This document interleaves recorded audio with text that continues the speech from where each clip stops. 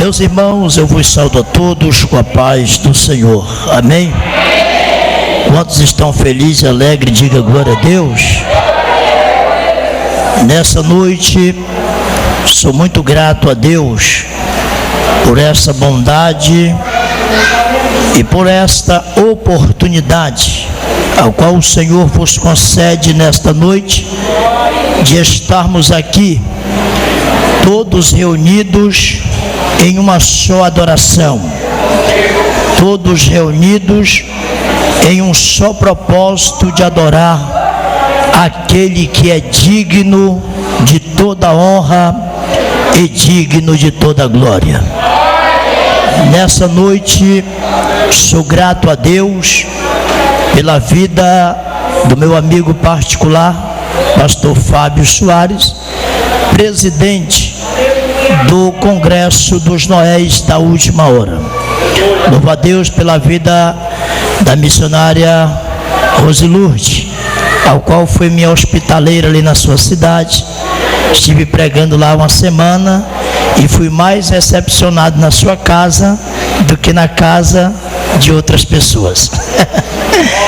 Louvo a Deus pela vida do cantor Valdeci Rocha, que também já esteve ali na minha residência em Paraíso. Deus deu um grande livramento para a gente, né? Nós vinha no meu carro e a gente topou um cara que tinha acabado de sair do presídio e ele pulou por cima do carro, quebrou a frente do carro todo, mas em nós ficou intacto, né? Porque nós tínhamos descido do monte, não foi? Então quem desce do monte, quem está na oração, sempre é preservado por Deus.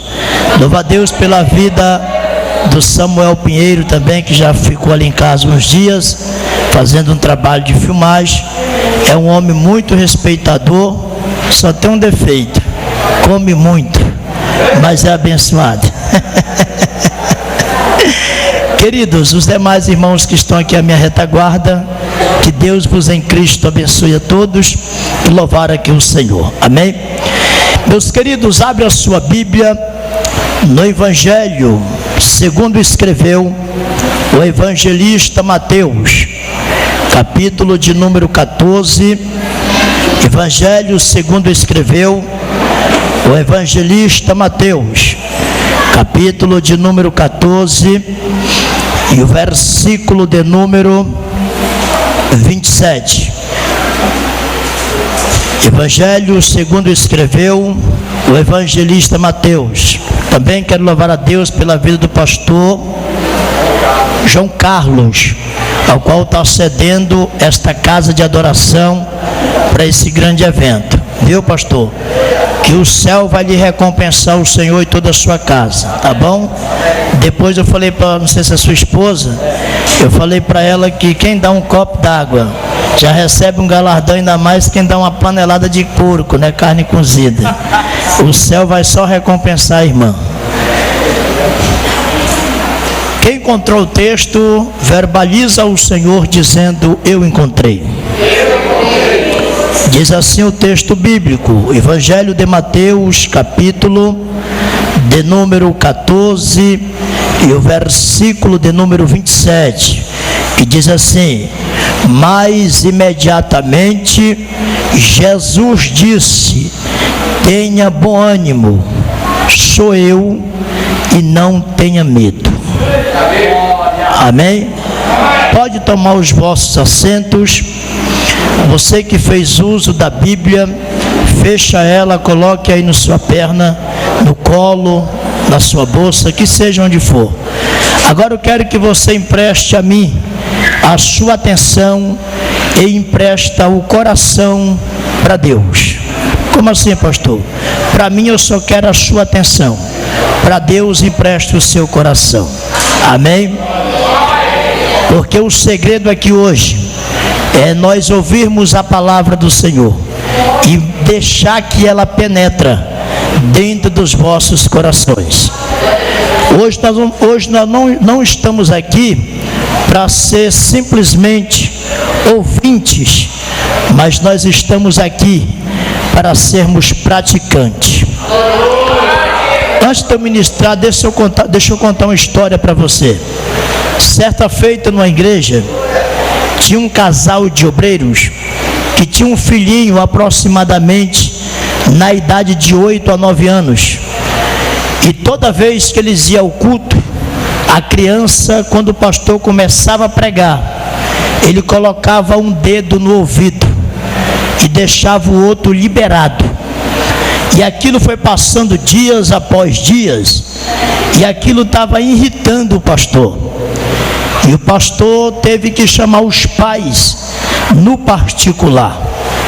E quando os três estavam dentro do gabinete, o pai disse assim: olha, eu chamei aqui porque algo de errado está acontecendo com seu filho. Porque todas as vezes que eu vou ministrar a palavra de Deus, ele coloca o dedo no ouvido. E o que me chamou a atenção é que isso é um lado do ouvido que ele coloca o dedo, e o outro fica liberado. Aí os pais da criança disse para ele: filhinho, responde tu mesmo para o pastor da igreja. Ele disse: não, pastor, é porque meu pai lá em casa, ele também me ensinou que a palavra tem que ser guardada dentro do coração. Então toda vez quando o Senhor começa a pregar, que eu coloco o dedo no ouvido, é para a palavra quando vir, ela não sair do outro lado, mas ela entrar direto para o coração. Olhe para seu irmão e diga assim: ei, ai, Shaira Massura Mandará. Olhe para seu irmão e diga assim para ele: ei, não questiona o jeito de alguém que vai adorar perto de você, porque vai ter alguém nessa noite que pode até não prestar atenção direito nesse culto, mas quem sabe a palavra já está enchendo ele devagarzinho. Então o segredo é sair daqui e levar a mensagem como alimento espiritual para a sua alma. Queridos, dentro desse texto sagrado que nós acabamos de abordar, e nós lemos o texto dentro do Evangelho de Mateus, capítulo de número 14, versículo de número 27. Narramos a história de Jesus e os discípulos. Jesus estava em Cafarnaum. Quando Jesus saiu de Cafarnaum, Jesus foi para o território de Cesareia. E quando Jesus estava no território de Cesareia, Jesus tinha que passar pelas terras de Filipe e tinha que ir até a beira do mar da Galileia. Só que o projeto de Jesus era fazer milagre no meio do povo e depois atravessar para o outro lado das margens. Então diz a Bíblia que lá Jesus multiplicou o pão, Jesus multiplicou-se o peixe. Isso já era tarde, e agora Jesus vai reunir os discípulos, vai reunir os mesmos e vai dizer para eles: agora vocês vão entrar dentro desse barco e vão atravessar para o outro lado desse rio, atravessar para outras margens das águas, enquanto eu vou despedir a multidão, enquanto eu vou despedir o povo. Só que quando os discípulos entraram no barco, os discípulos foram em direção a outras margens. Enquanto isso, Jesus subiu, depois de despedir a multidão, Jesus subiu para o monte, para a oração, porque ali ele se sentia mais à vontade, quando ele estava sozinho falando com Deus. A Bíblia Sagrada diz que Jesus, ele veio pela segunda vez. Quando ele desce da segunda vigília, pastor Fábio Soares, depois de quanto tempo ouvindo pregadores pregar, até mesmo a gente lendo esse texto, é que eu vim descobrir que quando Jesus veio pela segunda vez do monte, ele não veio da onde os discípulos, ele não veio para o lugar aonde os discípulos haviam saído. Ao contrário, ele já havia descido para o lugar aonde os discípulos iam chegar. Não, você não entendeu? Jesus sabia que os discípulos não estavam mais ali. Então Jesus foi pela segunda vez e os discípulos ainda não haviam chegado até o local aonde era para eles estarem. Então Jesus volta para a terceira vigília da madrugada. Quando Jesus desce novamente, Jesus não foi para onde os discípulos haviam saído e nem aonde os discípulos iam chegar. Jesus entrou no meio da trajetória e foi procurar os discípulos no meio da tempestade. Você não entendeu a visão? Os discípulos estavam adormecidos, os discípulos dormiram. Pastor, dormiram, porque não era muito longe as margens aonde eles iam. Mas a Bíblia diz que pela força do vento e pelas ondas do mar, pela pancada da tempestade, o barco assolava.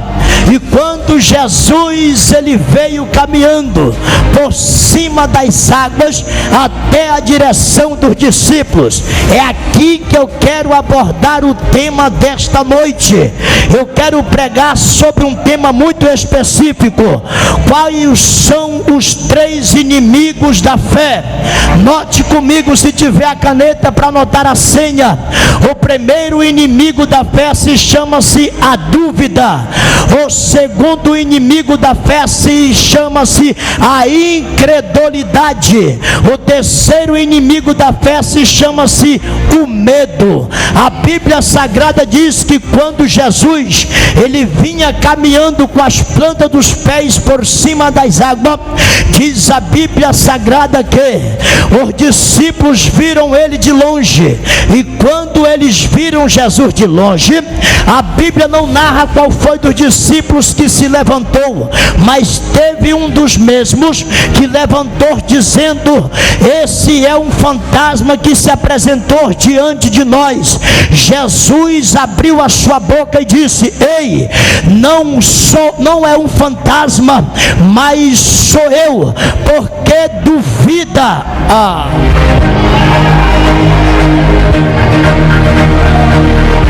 Porque duvida? O primeiro inimigo da fé que queria atingir os discípulos era a dúvida. Eu vou calcular isso aqui, vou parar parte por parte para você entender. Qual foi o primeiro inimigo dos discípulos? A dúvida. Eles duvidaram que era Jesus. E aonde tem o espírito da dúvida, não há crescimento em nada.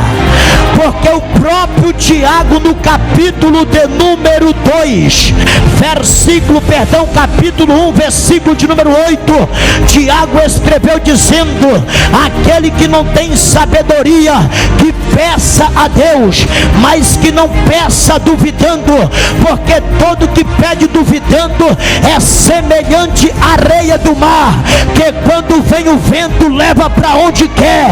Quando você vê pessoas sendo levadas para onde quer, é o primeiro sinal que o inimigo da fé já está detonando a sua dúvida, e a sua fé tem que ser consumida por Jesus e não pela dúvida.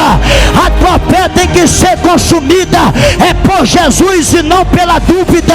A Bíblia Sagrada diz em Hebreus, capítulo de número 12, versículo de número 2: olhai para Jesus, que é o autor e consumador da minha e da sua fé. Não deixe o espírito da dúvida consumir o teu chamado. Não deixe o espírito da dúvida consumir teu casamento.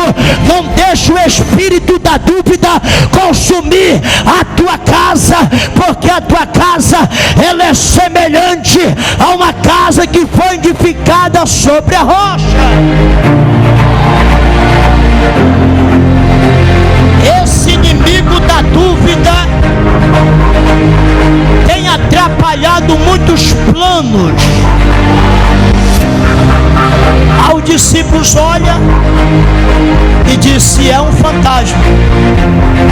Jesus disse: sou eu, não duvide. Aí Pedro se levanta e disse: Jesus, se verdadeiramente é o Senhor, me mande ir até a ti. Melhor ainda, caminhando por cima das águas. Pastor, mas Pedro foi corajoso. Ele desceu do barco e colocou a planta dos pés sobre as águas. Mas primeiro veio a incredulidade. Você sabia que a incredulidade ela é uma fé? Não, pastor, não sabia. Pois a incredulidade ela é uma fé. Pergunte para um macumbeiro se ele tem fé em Deus. Não tem, mas ele tem fé nos demônios. É uma fé. Só que é uma fé ao contrário da consumação do Espírito de Deus. A incredulidade é uma fé ao contrário da vida. Quem aqui não já ouviu alguém dizer: olha, vai porque tu vai conseguir? Não, eu não consigo, não vai dar certo. Ele usou a fé. Só que é uma fé ao contrário daquilo que Deus quer para as vossas vidas. Porque aonde tem a incredulidade, é impossível Deus fazer milagre. Quando Jesus entrou dentro da aldeia de Maria, a Bíblia Sagrada diz que Lázaro, ele já estava morto, já tinha 4 dias. Aí Marta olha para Jesus e disse: Jesus, se o meu irmão, se o Senhor estivesses aqui, o meu irmão não teria morrido. Jesus disse: ei Marta, o teu irmão, ele há de ressuscitar. Ela disse: Senhor, eu sei que ele há de ressuscitar, só que ele só vai ressuscitar na ressurreição do último dia. Aí Jesus disse: ei Marta, eu sou a ressurreição e a vida, e aquele que crê em mim, ainda que ele esteja morto, ele viverá. Hoje Deus vai arrancar o espírito da incredulidade da vida de muitas pessoas. Você está pensando que esse espírito maligno, esse inimigo fatal da minha fé e da sua fé, ele não somente atua na casa do ímpio, mas também atua na casa do justo. Quantos pregadores e cantores não achavam que não ia chegar aqui e chegaram? Aí Marta ficou calada, mas ela estava com o espírito de incredulidade. Quando Jesus disse: eu sou a ressurreição e a vida, e aquele que crê em mim, ainda que ele esteja morto, ele viverá, Jesus estava dizendo: se pegar a fé e colocar contra a incredulidade, vai haver ressurreição dentro da sua casa, vai ter ressurreição dentro do teu ministério. Aí Marta sai correndo para chamar Maria e dizer para Maria que Jesus, a quem amava Lázaro, estava dentro da aldeia. Aí chega Maria e Jesus disse: aonde foi que colocaram o defunto? E disseram: Senhor, mas o corpo já cheira mal, porque já tem 4 dias. Jesus mais uma vez desperta o inimigo da fé dizendo: mas eu não disse que se vocês crerem, vocês verão a glória de Deus? Eu não disse que se vocês crerem, vocês verão a glória de Deus?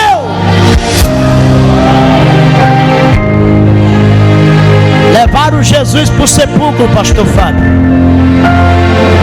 Quando Jesus está de frente do sepulcro, aí Marta disse: olha Jesus, o corpo já cheira mal.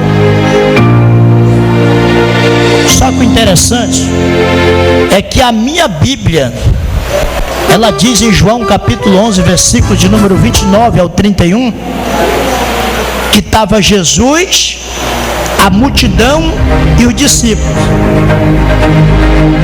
E por que Jesus olhou para Marta e disse: Marta, tira a pedra?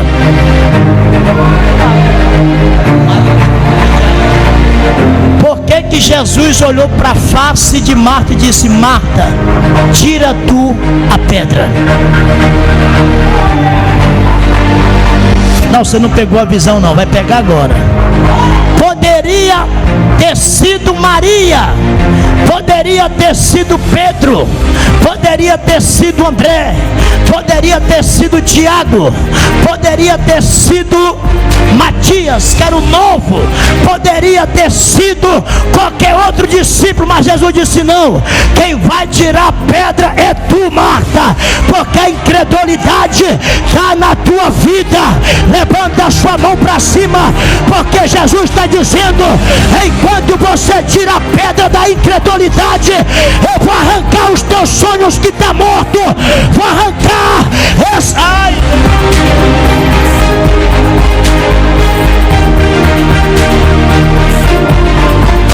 Enquanto você vai tirando a incredulidade, a pedra da dúvida, da incerteza e da incredulidade, Jesus vai trazendo para fora aquilo que perante os olhos humanos já não tinha mais jeito. Enquanto você vai tirando esse espírito de dúvida da sua vida, Jesus vai pegar aquele drogado lá na boca de fumo e vai trazer para o santuário para pregar a palavra dele.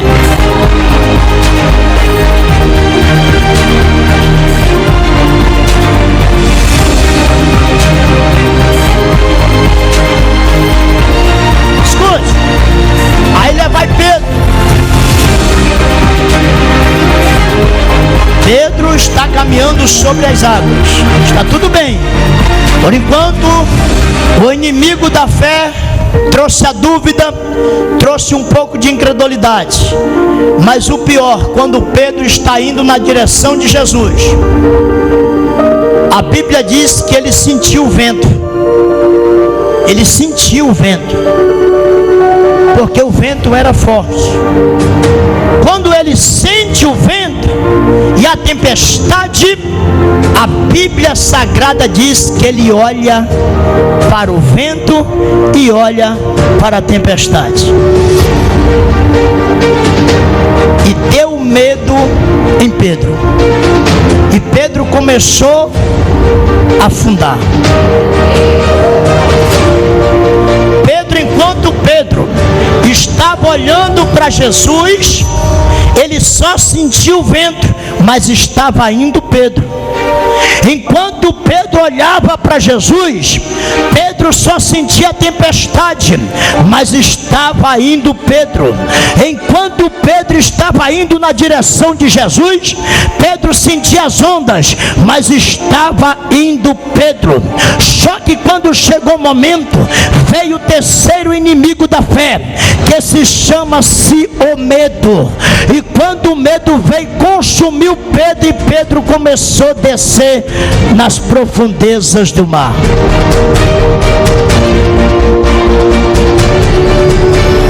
Interessante aqui, deixa eu dizer algo para você. Eu não sei quem aqui já pegou aquelas machucadinhas no dedo, ou até mesmo no braço, que seja onde for. Parece que todo mundo que vai vir de longe parece que vai pisar em cima da feridinha. Uns cruzam o pé para trás, outros viram o ombro para cá. Tem alguém que está com o ombro ferido, reladura de moto, e o companheiro chega, em vez de bater no que está bom, e disse: meu amigo, quanto tempo. E parece que a fé, ela atrai o medo. Ou seja, o medo, ele consegue consumir a fé. Lá em livro de Jó, capítulo 3, versículo 25, olha o que Jó disse numa oração que ele fez: Senhor, tu estás nas alturas e eu estou sobre a terra. Entre isso está o meu inimigo. Por isso tudo aquilo que mais eu tinha medo sobreveio a mim.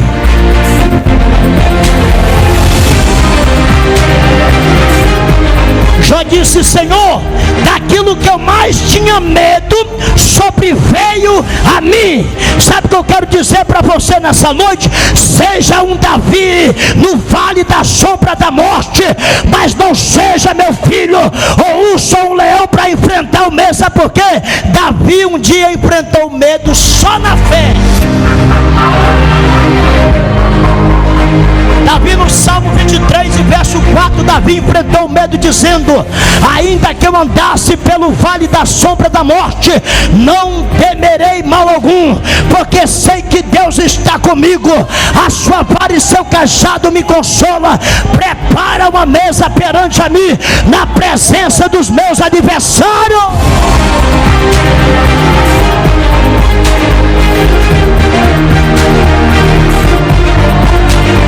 Essa visão aí, ó.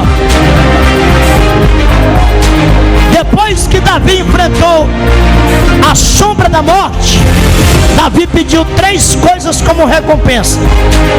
Ele disse: prepara uma mesa, prepara uma mesa perante a mim, na presença dos meus inimigos, e unge minha cabeça com óleo, e o meu cálice transborda. Davi pediu 3 coisas para envergonhar o inimigo. Primeiro, a mesa. Segundo, o óleo na cabeça. Terceiro, ele pediu uma porção dobrada. Mesa representa honra, óleo representa unção. Ai, de calabra super abachandaramanai. E o cálice transbordando representa alegria. Se você vencer a dúvida, vai ter mesa preparada. Se você vencer a incredulidade, vai ter um som divino na sua vida. Se você vencer o medo, te prepara para você voltar a sorrir, para você voltar a cantar, para você voltar a profetizar na face dessa terra, porque Deus ainda conta com o crente corajoso.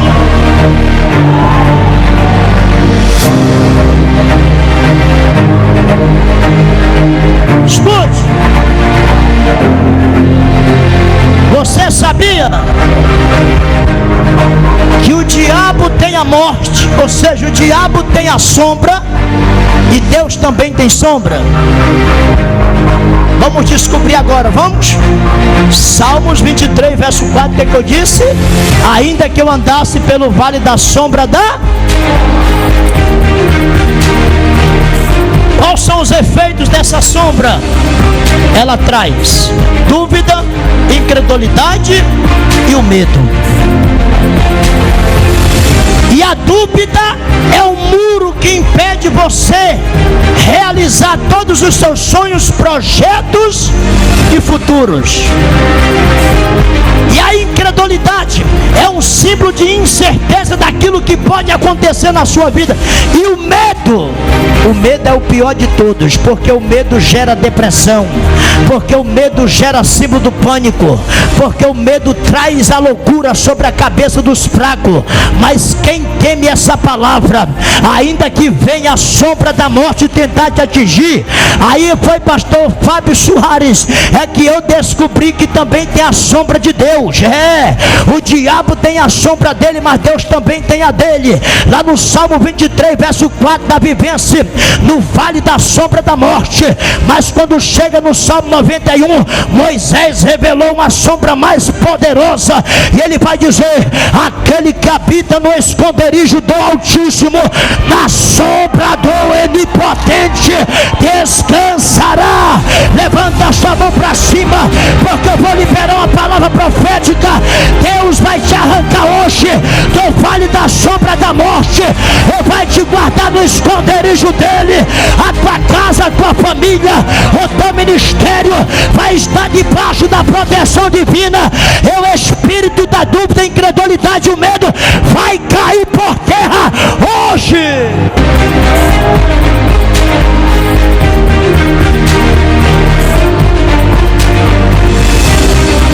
Quando Pedro está descendo sobre as águas, aí Jesus revelou para Pedro que fez ele cair. Ele disse: ei, homem de pouca fé, por que duvidaste? Por que não acreditaste? acreditou, porque teve medo. Aí foi que eu descobri que a dúvida, a incredulidade e o medo são 3 inimigos fatais da fé. Olha para esse crente que está do seu lado, o mais bonito que você encontrar, o mais cheiroso. Se você não encontrar, tira uma selfie minha, mas não pare de olhar para alguém e fala para ele assim: olha, a partir de hoje a dúvida não vai ser mais barreira na tua casa, a incredulidade não vai ser mais barreira no teu ministério.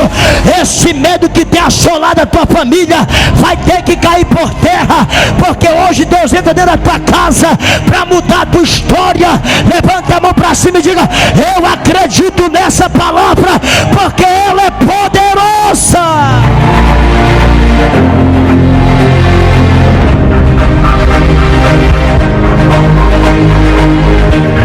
Jesus pegou na mão de Pedro e levantou ele de volta.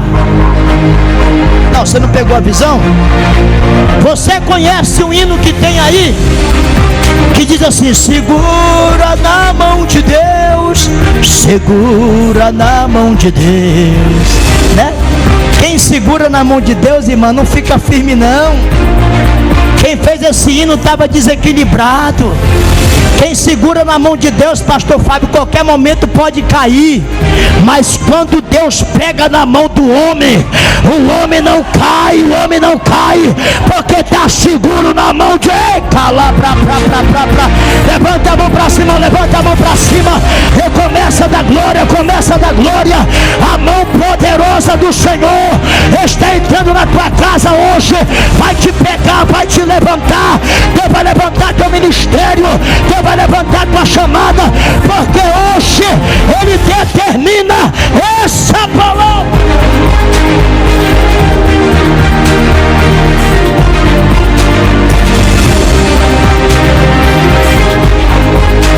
A tempestade vai acalmar, o vento vai acalmar, e você vai chegar do outro lado de lá. Coloca só a mão para cima assim para mim, liberar uma palavra profética. Deus, está aqui a tua igreja, a eleita do Senhor. Eu ministro sobre a vida deles agora, que o Senhor derrama uma unção poderosa sobre a vida deles agora. Aquele que está recebendo essa unção aí, Senhor, eles vão sair daqui revestidos, eles vão enfrentar tempestade e vento forte, mas vai chegar do outro lado de lá para cantar o hino da vitória.